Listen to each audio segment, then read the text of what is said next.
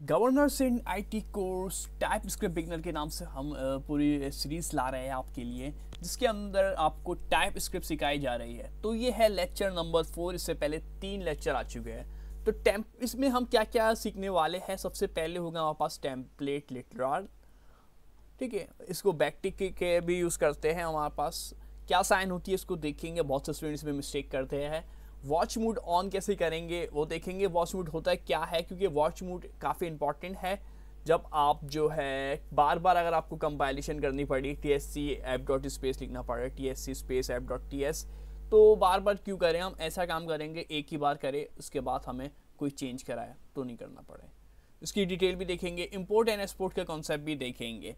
तो ये सब चीज़ें हम देखने वाले इस वीडियो के अंदर, बिल्कुल डिटेल के अंदर। तो सबसे पहले हम आ जाते हैं टेम्पलेट लिटरल के लिए VS कोड के अंदर। तो VS कोड के अंदर आके हम जो भी हमारा वर्क है उसको आप क्लोज फोल्डर कर दे या आप डायरेक्ट ओपन फोल्डर करा दे। तो मैं डायरेक्ट ओपन फोल्डर करा रहा हूँ यहाँ पे अपने पास। ओपन फोल्डर लिखते ही, वो ओपन फोल्डर पे क्लिक करते ही मैं जो है एक फ़ोल्डर बना लेता हूँ। सबसे पहले हमारा तरीक़ेकार होता है, जो भी हम प्रोग्रामिंग कर रहे होते हैं तो उसको एक सेपरेट फ़ोल्डर में काम रखते रहे, ताकि हमारे पास एट दी एंड आसानी रहे।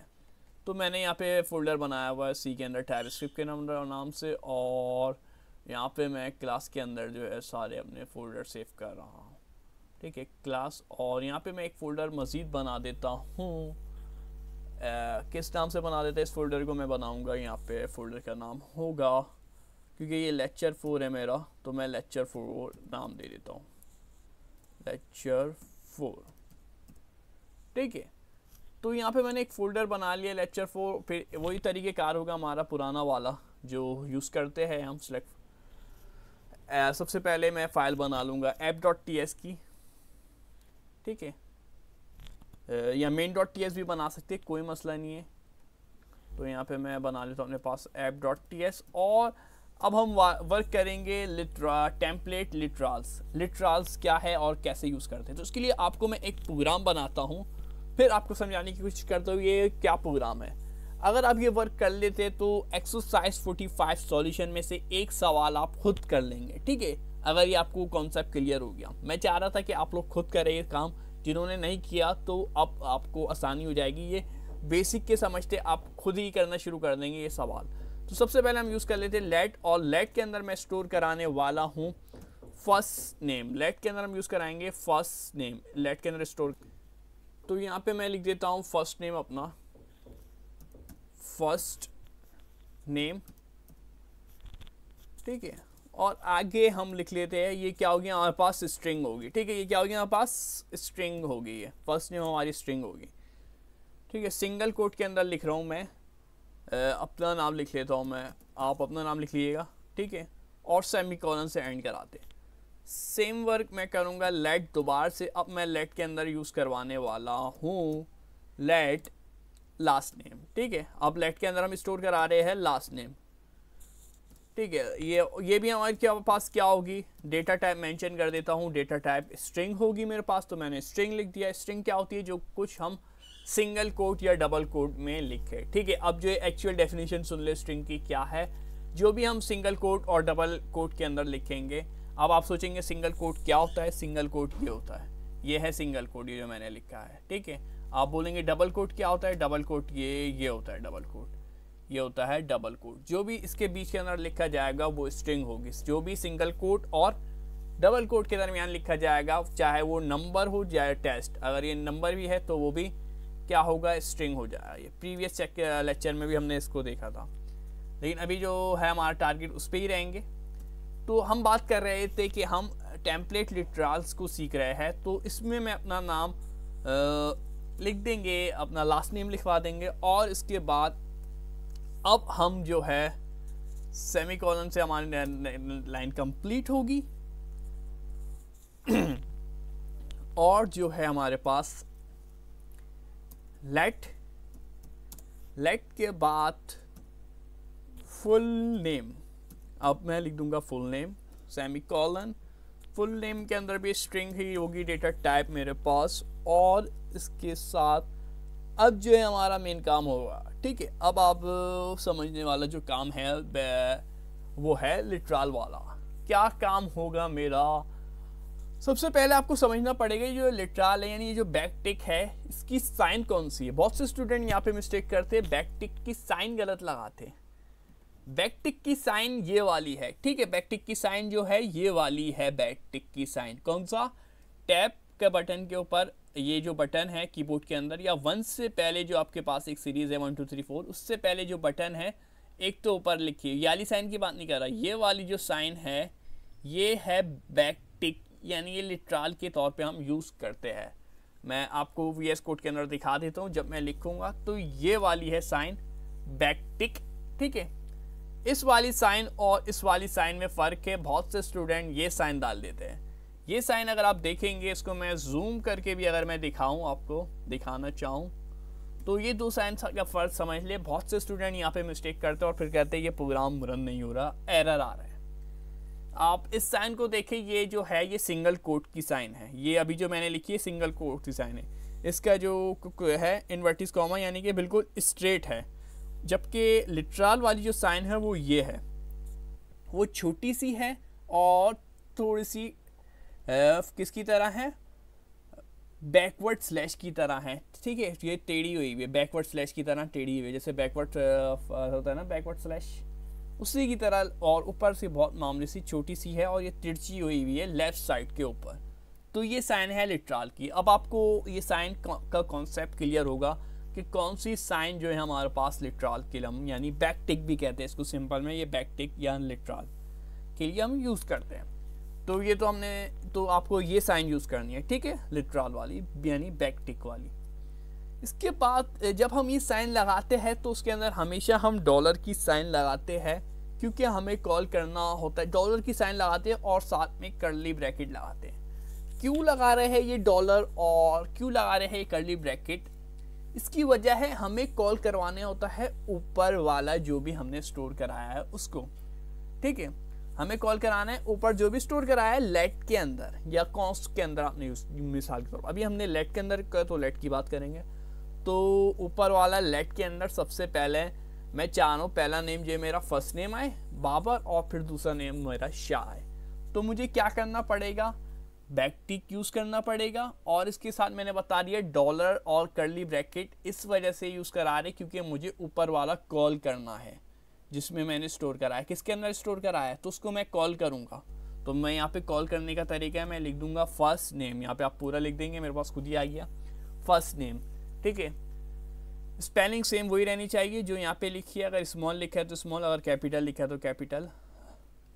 रूल के हम पढ़ चुके हैं, अब आपको क्लियर होंगे, रूल याद हो गए आपको केस सेंसिटिव के अंदर, ठीक है। तो ये फर्स्ट नेम हमने लिख लिया, यहाँ तक आपको बिल्कुल क्लियर होगा। तो मैंने पहले कॉल करा लिया यानी डॉलर और कर्ली ब्रैकेट के थ्रू किसको? अपने बैकटिक के थ्रू मैंने फर्स्ट नेम को कॉल करा लिया। अब मेरा पास फर्स्ट नेम क्या होगा जब आउटपुट आएगा? तो ये फर्स्ट नेम उसका भी आगे चले थोड़ा सा आगे समझाता हूँ। पहले अभी ये फर्स्ट नेम कॉल करा लिया।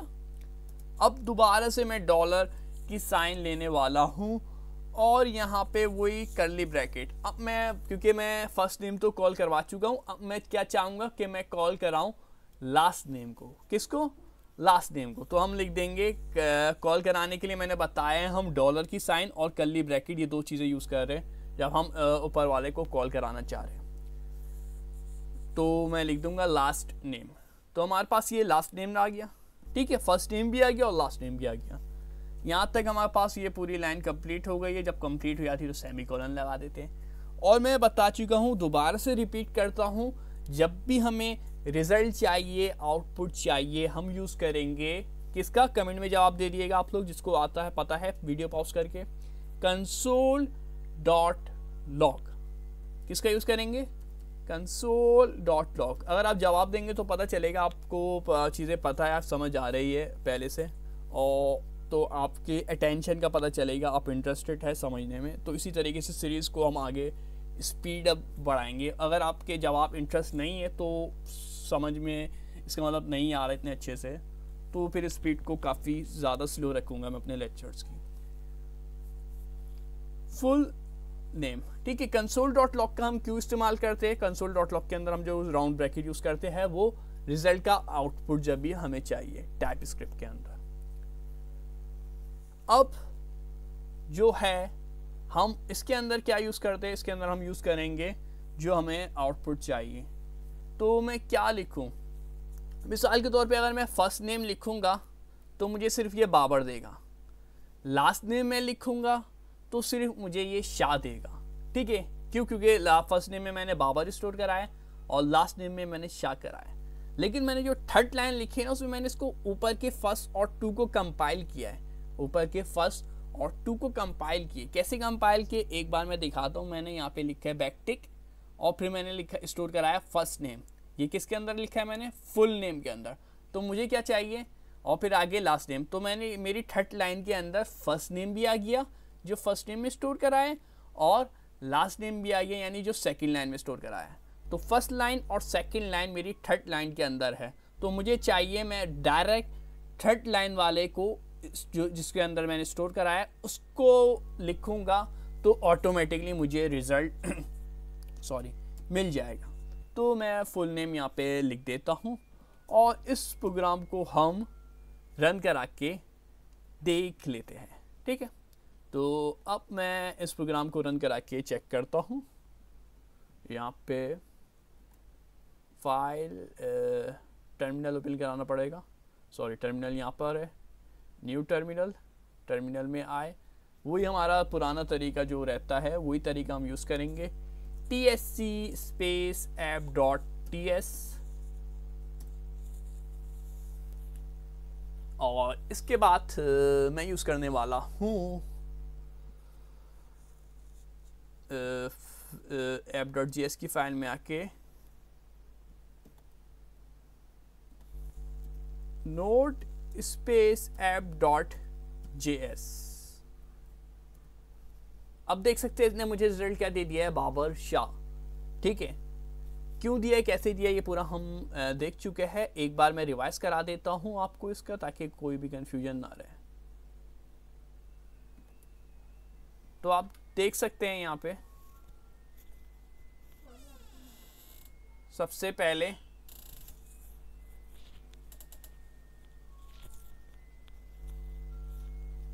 जो है हमने क्या करना है, हमारे पास जो है, उम्मीद है ये कॉन्सेप्ट तो क्लियर हो गया होगा। क्या करा इसने आपको एक बार दिखा देता हूँ। कंसोल डॉट लॉग के अंदर ये जब मैंने लिखा फुल नेम तो ये जाएगा और ढूंढेगा आउटपुट लेने के लिए फुल नेम कहाँ लिखा हुआ है। ठीक है, तो ये ऊपर देखेगा सबसे पहले तो उसको मिल गया यहाँ पे फुल नेम लिखा हुआ है। तो फुल नेम से ये पूछेगा कि आपके पास क्या है, तो आगे झाँक के देखेगा तो हमने बताया हुआ स्ट्रिंग है। तो फिर वो बोलेगा स्ट्रिंग के अंदर और क्या आपने सेव कराया है, वो देखेगा डॉलर की साइन लेके हमने फर्स्ट नेम लिखा है। ठीक है, तो वो जाएगा फर्स्ट नेम के पास। तो यहाँ पे फर्स्ट नेम नहीं मिलेगा इसको, फर्स्ट लाइन में आएगा तो इसको फर्स्ट नेम नज़र आएगा। फर्स्ट नेम जब इसको नज़र आएगा तो फिर ये इसका आउटपुट दे देगा। फर्स्ट नेम से पूछेगा आपने क्या स्टोर कराया अपने अंदर, तो ये बताएगा इसने अपने अंदर बाबर स्टोर कराया, तो ये और रिजल्ट दे दिया इसने बाबर। ठीक है, तो हम यहाँ पे पहुँचे थे फर्स्ट नेम तक। फिर आगे पहुँचेगा, ये आगे लिखा है हमने डॉलर की साइन के साथ लास्ट नेम लिखा है।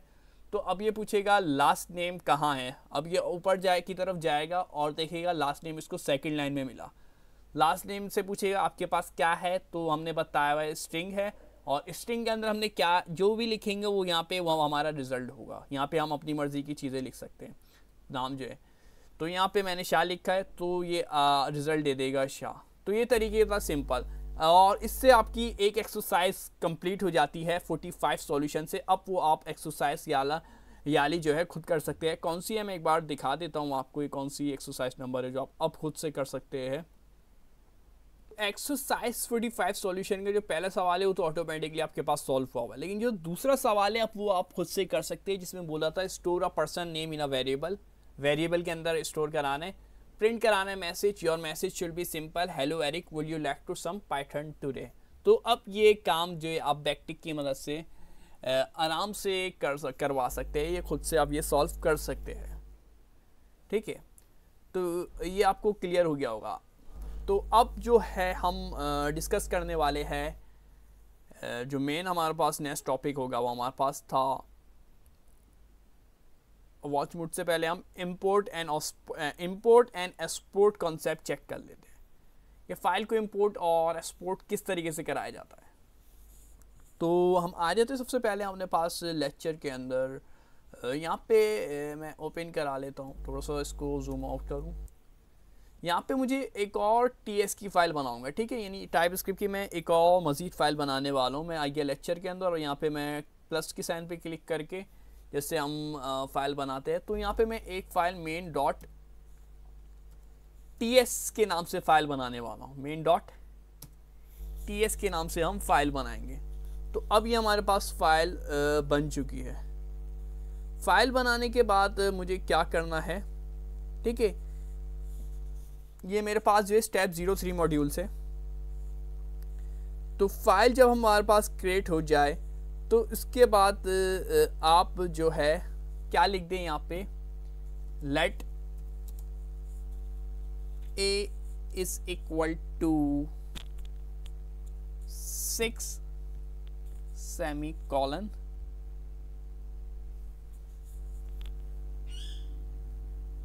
ठीक है, सेमीकोलन। और फिर इसको हम जो है एक्सपोर्ट कर लेते हैं। एक्सपोर्ट डिफ़ॉल्ट ए लिख देंगे, ठीक है। क्या कर देंगे हम यहाँ पे लिख देते हैं एक्सपोर्ट डिफ़ॉल्ट ए सेमीकोलन।